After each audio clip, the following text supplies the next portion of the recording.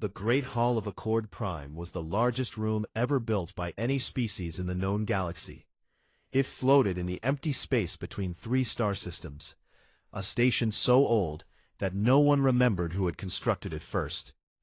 The hall itself could hold 10,000 beings from 100 different worlds, and on most days it was a place of slow, boring politics.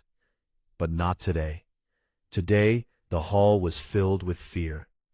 Speaker Olen stood at the center of the chamber, on a raised platform made of white stone. He was tall and thin, with gray skin that had turned almost silver with age. He had served as the head of the Galactic Council for over 400 years, and in that time he had stopped wars, ended famines, and brought peace to species that had hated each other for centuries. He was proud of this record. But now, for the first time in his long life, his hands were shaking. "The Velith Dominion has taken 12 systems in 40 days, he said. His voice was calm, but everyone in the room could hear the effort it took to keep it that way. 12 member worlds. 4 species have surrendered completely. 2 more have gone silent, and we must assume the worst." The chamber was quiet. Not the respectful quiet of attention, but the heavy, sick quiet of people who knew that something terrible was coming and could not stop it. Warlord Dren of the Velith Dominion had declared total war on the Galactic Council 6 weeks ago. No one had taken it seriously at first. The Velith were aggressive, yes, but the Council had dealt with aggressive species before. Sanctions, embargoes, diplomatic pressure. These tools had always worked, but Dren was not interested in diplomacy. His fleets had crossed the border on the same day as his declaration, and they had not stopped moving since. Every fleet sent to stop him had been crushed. Every negotiation attempt had been ignored. The Velith fought with a simple, terrible philosophy: surrender or be destroyed. Nothing else. Counselor Marin of the Pill Collective stood up from his seat. He was a small creature, barely a meter tall, with soft blue fur and large dark eyes that always looked worried. Today, the worry was justified. "We must activate the mutual defense treaties," he said. "Every member species must contribute forces. It is the only way." A murmur ran through the chamber. Several delegates shifted uncomfortably. The Mutual Defense Treaty was old and had never been used. It required every member world to send ships and soldiers to fight. Many of the species in this room had not fought a war in generations. Some had never fought one at all. Speaker Olen nodded slowly. "A vote, then. All in favor of activating the Mutual Defense Treaty under Article 7. The vote passed. Fear was a powerful motivator. As the chamber began to buzz with nervous conversation, Olen looked around the room and noticed something. One delegation had not spoken at all during the entire session. They sat in the back row, in the seats reserved for minor species, the ones with small territories, limited technology, and little influence. The delegation from Earth. There were only 2 of them. Ambassador Cha Yuna sat in the front chair, a human woman with black hair pulled back tight, and a face that gave away nothing. Behind her sat Intelligence Officer No Heyun, a younger woman who seemed to be watching everything and everyone in the room with quiet, careful eyes. "The delegation from Earth," Olen said, almost as an afterthought. "You have not spoken. Does Earth acknowledge the treaty activation?" Cha Yuna stood. She was not tall by human standards, and was certainly small compared to most of the aliens in the room. She straightened her jacket, looked directly at Speaker Olen, and spoke in a voice that was steady and clear. "Earth acknowledges the activation of the Mutual Defense Treaty. We will contribute to the war effort." A few delegates glanced at each other. One of them, a large, scaled being from a species called the Torvan, let out a low, rumbling sound that passed for laughter among his kind. He leaned toward the delegate next to him and whispered something.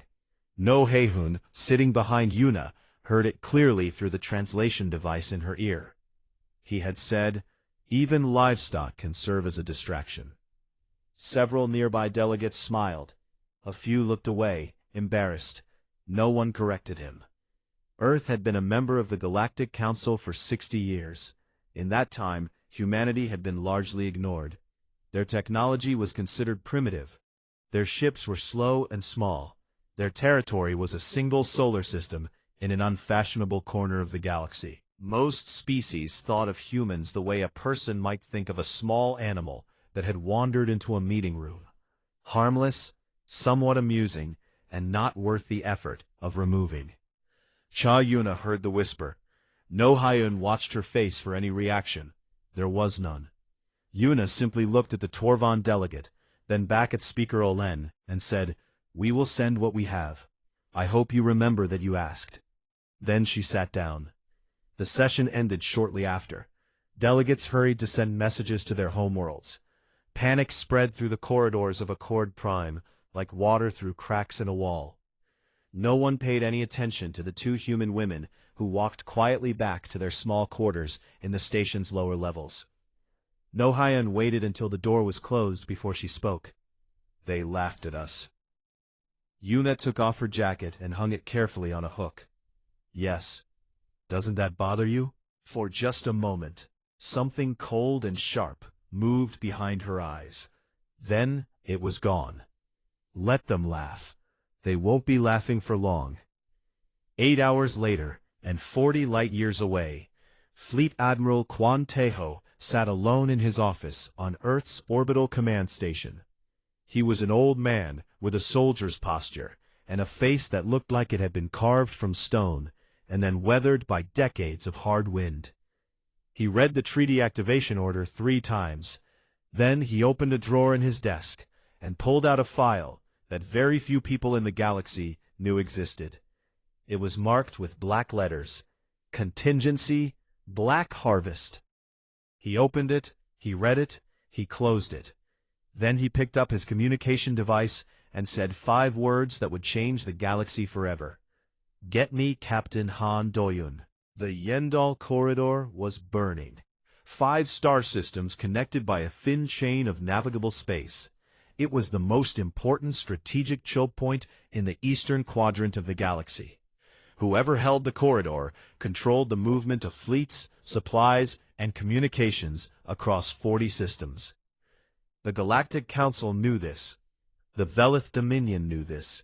And for 3 weeks, the Velith had been tearing the Council's combined fleet apart inside it.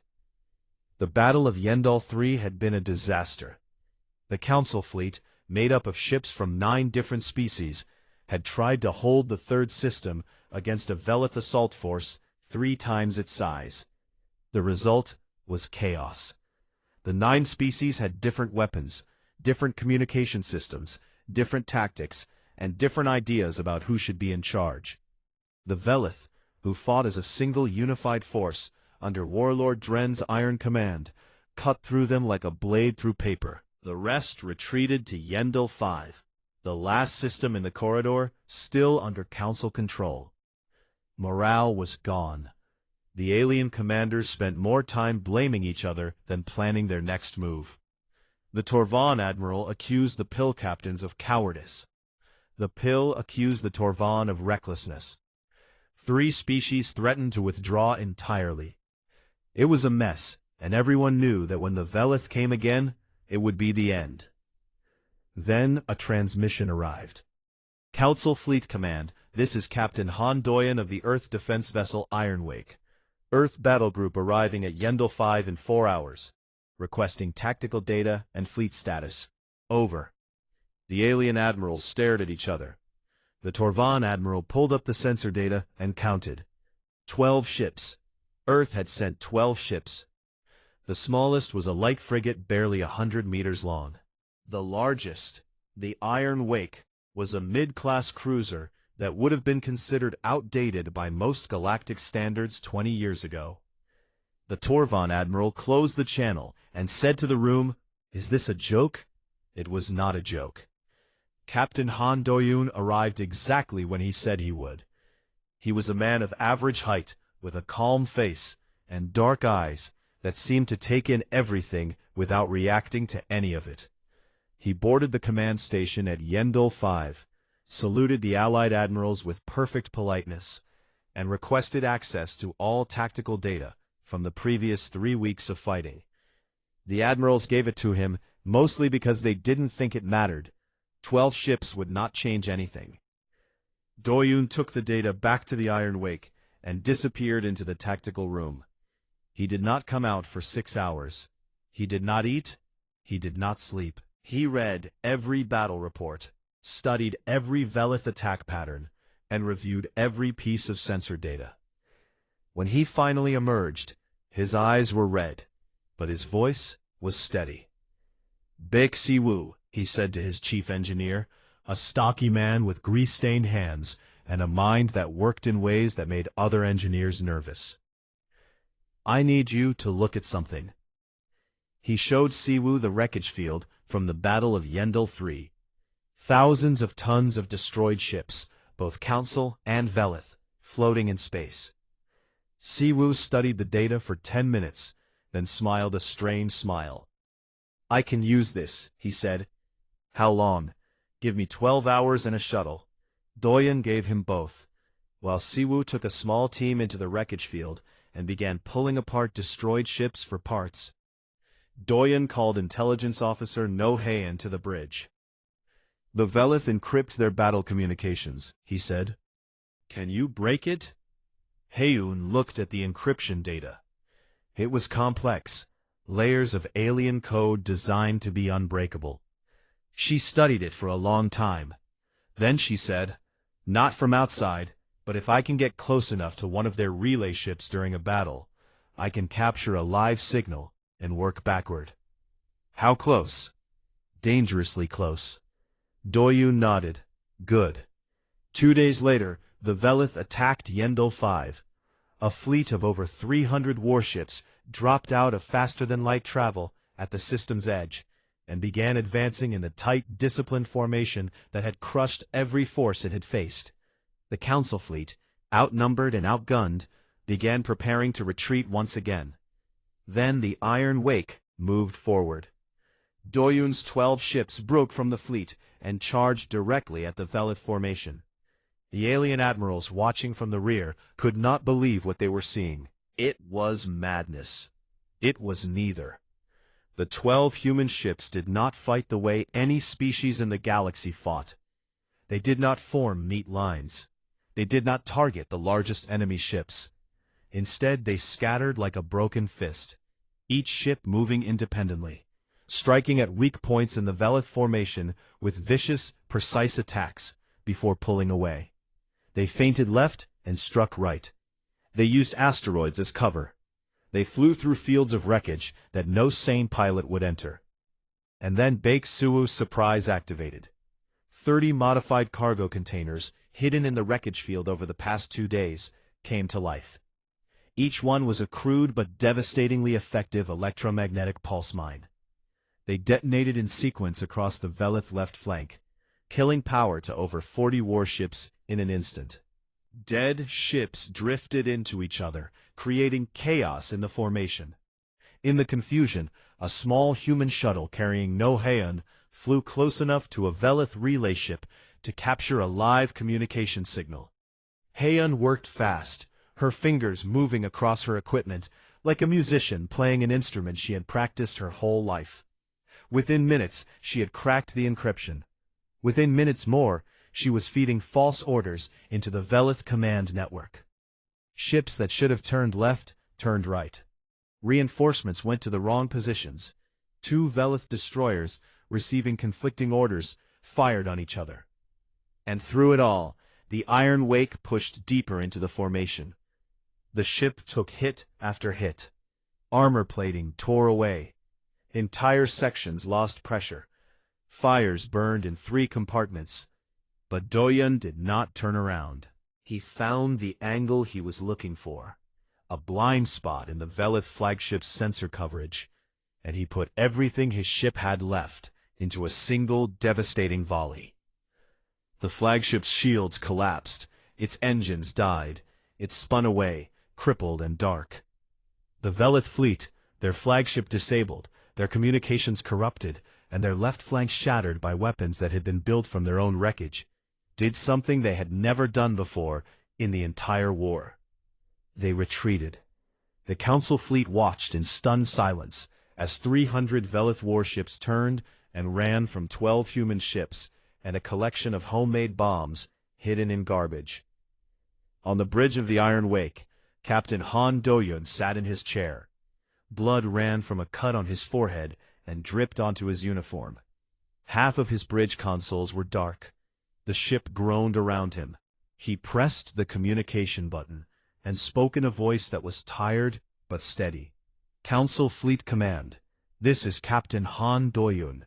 Yendol 5 is held, awaiting orders. The channel was silent for a long time.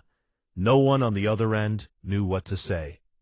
That night, on Accord Prime, Speaker Olen sat in his private quarters and watched the battle recording for the 4th time.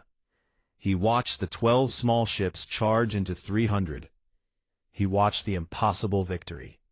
He watched the bleeding human captain report success as if he had done nothing unusual. Olen's hands were trembling again. He turned to his aide, a young assistant who had been with him for decades, and said in a voice barely above a whisper, "What have we invited into this war?" The aide had no answer. Neither did anyone else. 3 months into the war, the galaxy had a new word for fear, and it was spelled HUMAN. The reports came in from every front. Wherever Earth's ships appeared, the Velith lost. It was not always a clean victory. It was not always fast, but it was always the same result.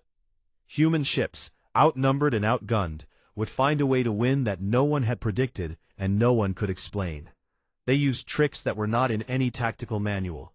They built weapons out of things that were not supposed to be weapons. They fought with a stubbornness that went beyond bravery, and into something that alien psychologists could only describe as a fundamental refusal to accept reality. The classified reports were even more disturbing. A Velith prisoner captured after the Battle of Ren 4 was interviewed by Council intelligence officers. They asked him what he feared most about fighting the humans. He sat quietly for a long time. And then he said something that the officers included in their report, with a note that they wished they hadn't heard it. "They smile," the prisoner said. "In the middle of dying, they smile." The report made its way to every council member's desk. No one slept well that night. On Accord Prime, the atmosphere had changed completely. 3 months ago, Earth's delegation had been seated in the back row with the other minor species. Now, when Ambassador Cha Yuna walked through the corridors of the station, delegates stepped out of her way. They nodded to her with a respect that had not been there before. But Yuna was smart enough to see what was hiding behind the respect. It was not admiration. It was fear. He was an old man, but he moved like someone who had spent his entire life carrying heavy things and had long ago stopped noticing the weight. He greeted each admiral by name, shook their hands or performed whatever gesture their species used for greeting, and sat down at the table with the quiet confidence of someone who knew exactly what he was going to say, and was simply waiting for the right moment to say it. The admirals presented the current situation. The Velith still held 10 of the 12 systems they had taken. The Council fleet had managed to hold the Yendal corridor, thanks to Earth's battle group, but they had not been able to push forward. The war was a stalemate, and stalemates favored the Velith, who had deeper reserves and a larger industrial base. Teho listened to everything. Then he stood up and activated a holographic map of the galaxy. On it he had marked every Velith position, every supply line, every weak point, and every possible avenue of attack. The alien admirals leaned forward. The level of detail was extraordinary. Some of this information was supposed to be secret. "We can retake all 12 systems," Teho said. "One coordinated offensive. Simultaneous strikes. Here, here, here, and here." He pointed to 4 locations on the map. "We cut their supply lines first. Then we push through the center, while their flanks collapse." The Torvan admiral shook his large head. Impossible. The losses would be catastrophic. Teho looked at him. His expression did not change. Yes, he said, they would be. It is only impossible if you need everyone to survive. The room went silent. The alien admiral stared at this old human who had just said with perfect calm that he was willing to send his own people to their deaths to win this war. One excused himself from the room. After the summit, the quiet conversations began. 3 separate council species sent private messages to Ambassador Cha Yuna requesting meetings. In each meeting, the message was similar. Earth's military was effective, yes, but perhaps too effective. Perhaps humanity could adopt a more measured approach, proportional response, adherence to galactic norms, ethical frameworks for combat engagement. Yuna listened to each one, with her hands folded on the table, and her face perfectly still. In the 3rd meeting, with a delegate from a species that had contributed exactly 0 ships to the actual fighting, she finally spoke. 3 months ago, she said, a delegate in the council chamber called us livestock. I heard it. My intelligence officer heard it. No one in the room corrected him. No one apologized. And now you sit in front of me and talk about ethical frameworks. She paused. You asked us to fight your war. We are fighting it. If you do not like how we do it, you are welcome to win it yourselves. The delegate left without another word. But the real blow came not from alien politicians, but from alien cowards. Intelligence Officer No Haeun had not stopped working since the war began. She monitored every communication channel she could access, both enemy and allied. In the 5th month of the war, she found something that made her stomach turn. Encrypted messages between 3 council species and Warlord Dren's command. Secret negotiations. The 3 species were offering information, specifically the positions and movement schedules of Earth's battle groups, in exchange for a promise from Dren that their worlds would be spared when the Velith won the war. They were selling out the humans to save themselves. Haeun brought the evidence to Captain Han Do-yun aboard the Iron Wake. He read it in silence. His face did not change, but Haeun had served with him long enough to see the small signs, the tightening of his jaw, the way his fingers pressed flat against the table until the tips turned white. He was furious, but when he spoke, his voice was quiet. Allies, he said. Right. The betrayal bore fruit 12 days later at the Korath Nebula. 3 Earthships, operating on patrol routes that only the Council command staff should have known, were ambushed by a Velic strike force that was waiting in exactly the right place at exactly the right time. The battle lasted 9 minutes. All 3 ships were destroyed. 1,200 humans died. Among them were officers Do-yun had trained with years ago, people he had eaten meals with, people whose families he knew by name. Do-yun received the casualty report on the bridge of the Iron Wake. He read every name. Then he put the report down and said nothing. For 24 hours, he spoke to no one. He sat in his quarters alone, and no one on the ship dared to disturb him. Haeun stood outside his door the entire time, not because she was ordered to, but because she wanted him to know that someone was there. When Do-yun finally came out, his eyes were red, but his face was stone. He walked to the bridge, opened a private channel to Fleet Admiral Kwan Teho, and said 6 words. Permission to stop being polite, sir. There was a pause on the other end. Then Teho's voice, low and heavy, came through. Granted. On Accord Prime, 3 days later, Speaker Olen received a formal message from Earth's government. It was delivered on official channels, marked with the highest priority, and it contained exactly 1 sentence. Earth is no longer fighting under Galactic Council rules of engagement. Olen read it twice, then he called an emergency session of the full council. When the delegates had gathered, when the hall was full, when every eye was on him, he stood at his podium and spoke the words that he knew would haunt him for the rest of his long life. "We have made a terrible mistake."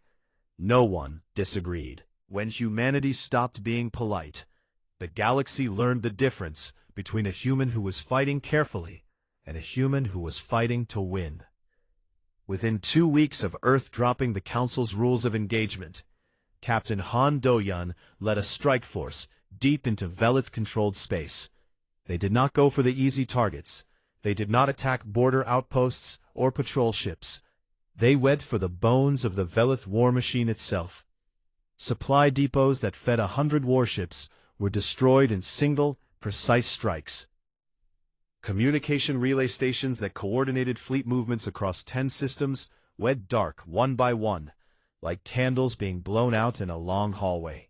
Shipyards where new Velith warships were being built were hit so hard and so fast that some of them were still on fire when the human ships were already 3 systems away, hitting the next target. Chief Engineer Bak Si-woo, who had become something of a legend among both humans and aliens for his ability to build terrible things out of nothing, outdid himself. Using reactor cores salvaged from captured Velith ships, he built a weapon that created localized gravity wells. Small, intense fields of gravitational force that could crush a warship from the inside out, folding metal and bone together like paper being crumpled in a fist. The weapon had no official name. Si-woo called it the can opener. The Velith, who had no sense of humor about the thing that was killing them, called it something else. In their language, it translated roughly to the fist of the small ones. The name spread. So did the fear. For the first time in his career, Warlord Dren was losing. Not just battles, but the structure of his war. Humans were not just defeating his fleets, they were dismantling the systems that allowed his fleets to fight. Ships without fuel could not fly. Ships without orders could not coordinate. Ships without shipyards could not be replaced. The Velith Dominion, which had never lost a war, was being taken apart piece by piece by a species that most of the galaxy had considered primitive 6 months ago. Dren was not a fool. He was a conqueror, yes, and a brutal one, but he had not built an empire by being stupid. He recognized what was happening. He recognized that the real threat was not the Galactic Council's combined fleet, which was still too disorganized and too frightened to launch a major offensive. The real threat was the small fleet of human ships that moved through his territory like ghosts, striking where he was weakest and vanishing before he could respond. He sent a message. Not to the Galactic Council, not to Speaker Olen, directly to Earth. The message proposed a ceasefire between the Velith Dominion and humanity alone. Dren offered territory. 3 systems on the edge of his empire, rich with resources. He offered technology. He offered trade agreements. He offered anything and everything he could think of, because for the first time in his life, he was afraid. The message reached Earth's government and was forwarded to Ambassador Cha Yuna on Accord Prime. Yuna read it in her small quarters, with No Haeun sitting across from her. When she finished, she set it down and looked at Haeun. "He's scared," Haeun said. "He should be," Yuna replied. She drafted Earth's response herself. It was short. It read, "You attacked our allies. We do not negotiate with people who hurt our friends, even if our friends do not deserve it." She sent it. Then she poured herself a cup of tea and drank it slowly, because there was nothing else to do but wait. The response hit the Galactic Council like a shockwave when it leaked 3 days later. Every species read it. Every species understood what it meant. Humanity had been betrayed by the very allies it was dying for, and still it refused to abandon them. The council delegates did not know what to do with this information. Some felt shame. Some felt gratitude. Most felt a growing, terrible fear that they could not quite name. Because the truth was becoming impossible to ignore. Humanity was not just winning the war. Humanity was becoming something that could not be controlled. Their fleet was still small, but it did not matter. Every ship they lost, they replaced. Every tactic that failed, they abandoned, and invented a new one. Every setback made them angrier and smarter and more dangerous. The aliens had seen many warrior species before, species that fought with strength, or speed, or numbers, but they had never seen anything like this. A species that fought with creativity, that treated war like a problem to be solved, that adapted faster than any enemy could respond. Speaker Olen convened a special session of the Galactic Council. But this time, the topic was not the Velith Dominion. This time, the topic was Earth. The debate lasted 7 hours. Some delegates argued that humanity was their greatest asset and should be supported. Others argued that humanity was becoming a greater threat than the Velith. One delegate, from a species that had lost 2 colony worlds to the Velith before humanity entered the war, said something that silenced the room. If humans can do this to the Velith, what will they do to us when the war is over? Olen listened to all of it. Then he stood and made a motion that had no precedent in the 400 years of his service. He proposed that the Galactic Council formally request Earth to withdraw from the war. He called it a recognition of Earth's disproportionate sacrifice and a gesture of gratitude for their service. But everyone in the room knew what it really was. It was fear wearing a mask of politeness. The vote was held. It passed by a wide margin. Only one delegate voted against it. Counselor Marin of the Pill Collective, the small blue-furred being with the worried eyes, stood up from his seat and faced the chamber. "You begged them to come," he said. His voice was shaking, but not with fear, with anger. "Now you beg them to leave, and you wonder why they do not respect us?" No one answered him. He sat down, and the chamber was quiet. Ambassador Cha Yuna was summoned to receive the formal request. She walked into the council chamber alone, without Ha'un, without aides, without anyone. She stood in the center of the great hall, surrounded by 10,000 beings from 100 worlds, and she was given a document that politely asked humanity to stop saving them. She read it, every word. She took her time. The chamber waited. When she finished, she folded the document once, neatly, and placed it in the pocket of her jacket. Then she looked up at the council and spoke. "I will pass this along to my government," she said. "But I will tell you now what they will say. We started this because you asked us. We will finish it because it is right. You do not get to turn us off like a machine." She turned and walked out of the chamber. Her footsteps echoed in the silence. That evening, on the Iron Wake, Fleet Admiral Quan Teho met with Captain Han Doyun for the last time before the final offensive. They stood together in the ship's observation room, looking out at the stars through a window that was scratched and pitted from months of combat.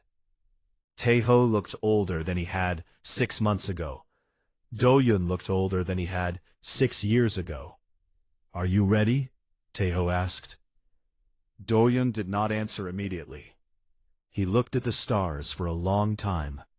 He thought about the 1,200 people who had died at the Korath Nebula because their allies had sold them out. He thought about the word livestock. He thought about every smile and every whispered insult, and every moment when the galaxy had looked at humanity and seen nothing worth respecting. Then he said, "I was ready the moment they called us livestock, sir." Teho nodded. He did not say anything else. There was nothing else to say. The Iron Wake turned its scarred nose toward Velith space.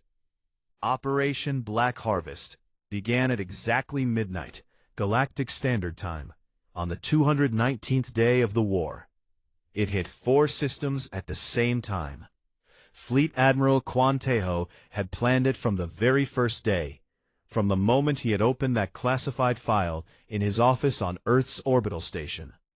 Every battle the humans had fought, every system they had defended, every piece of intelligence No-Heun had gathered, all of it had been feeding into this one plan.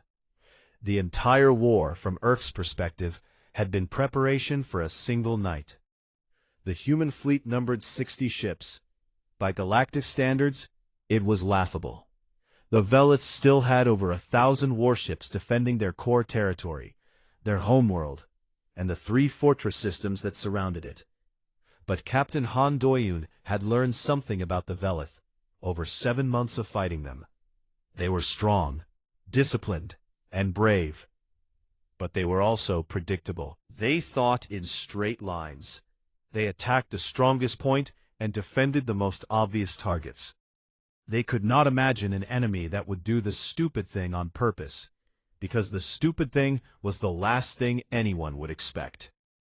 The first strike hit the Velith fuel reserves at Orn Station. A team of 8 human ships, moving in complete communication silence, dropped out of faster-than-light travel inside the station's defense perimeter. A maneuver so dangerous that the Velith had not even considered it as a possibility.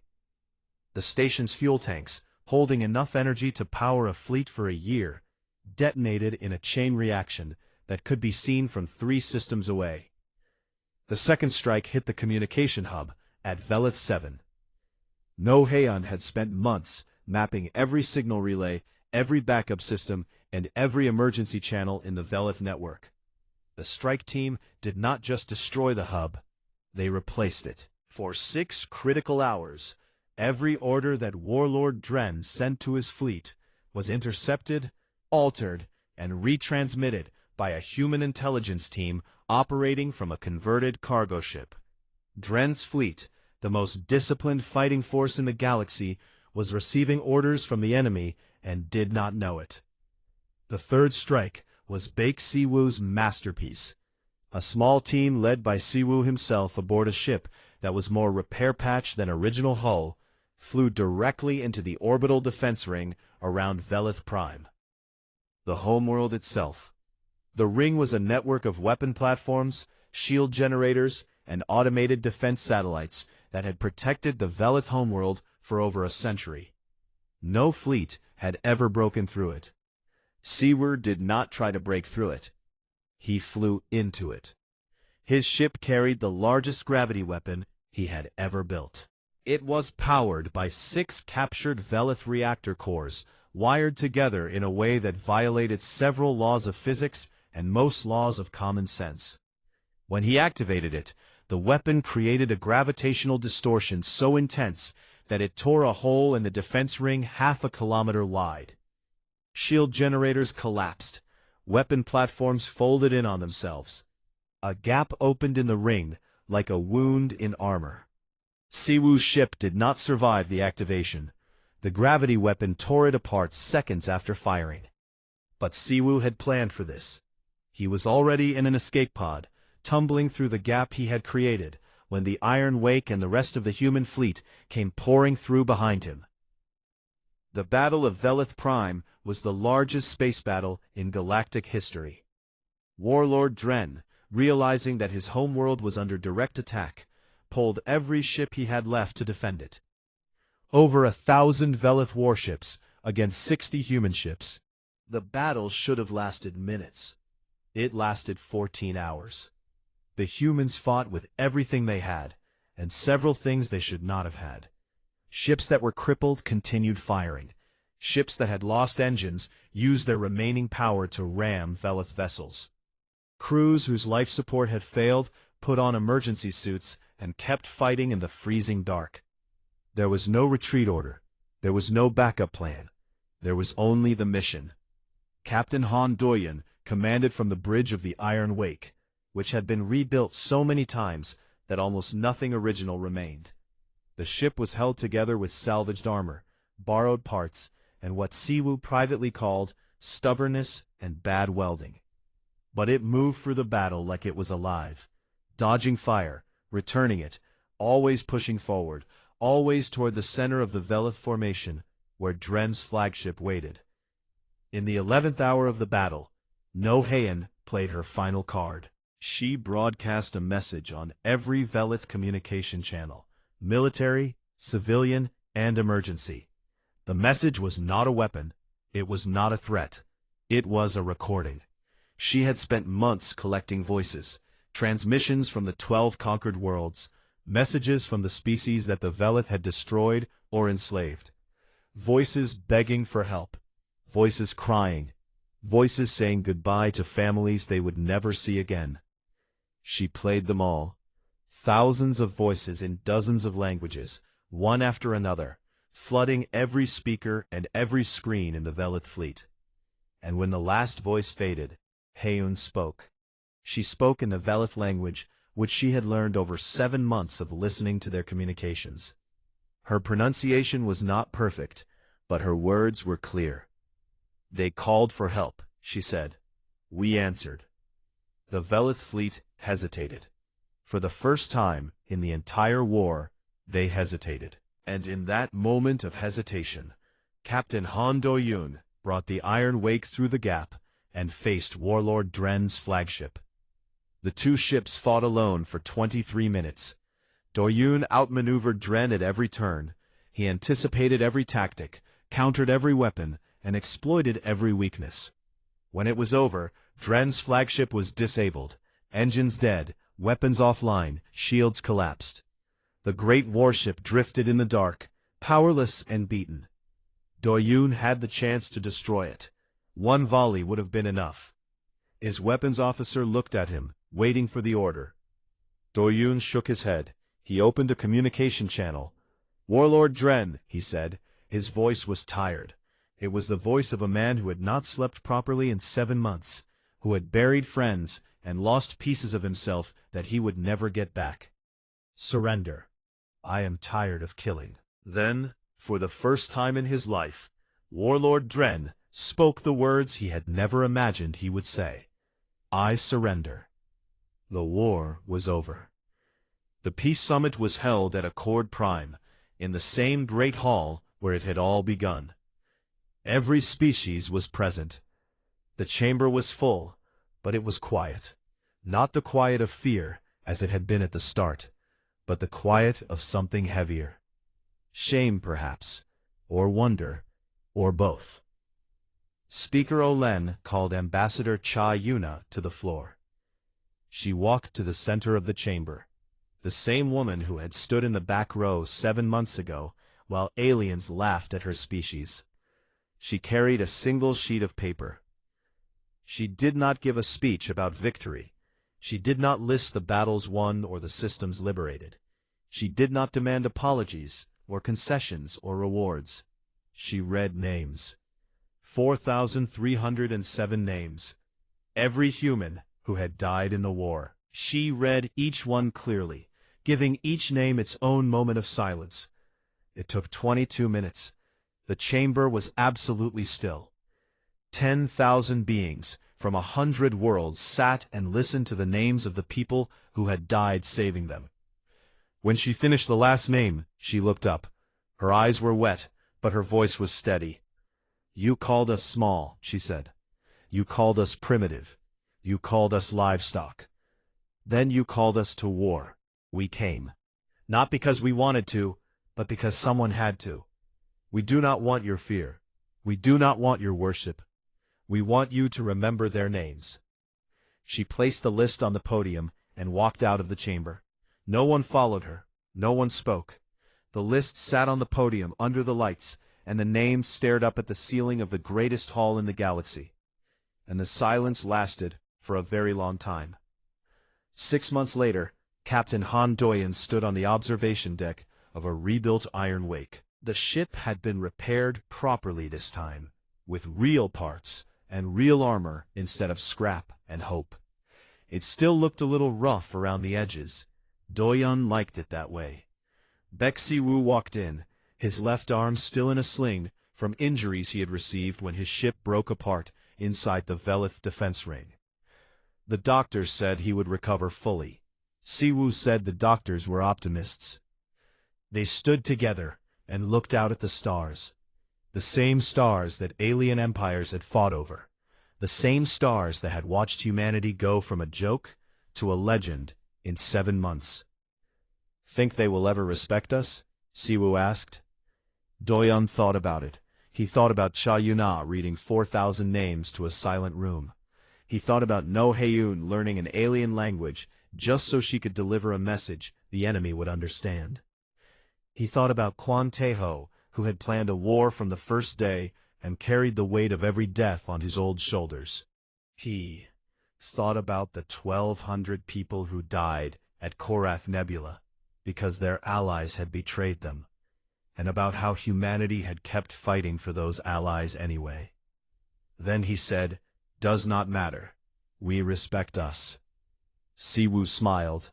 It was a tired smile, but it was real. The Iron Wake turned its nose toward a small, blue planet orbiting an ordinary star in an unfashionable corner of the galaxy. The engines hummed. The stars moved. They went home.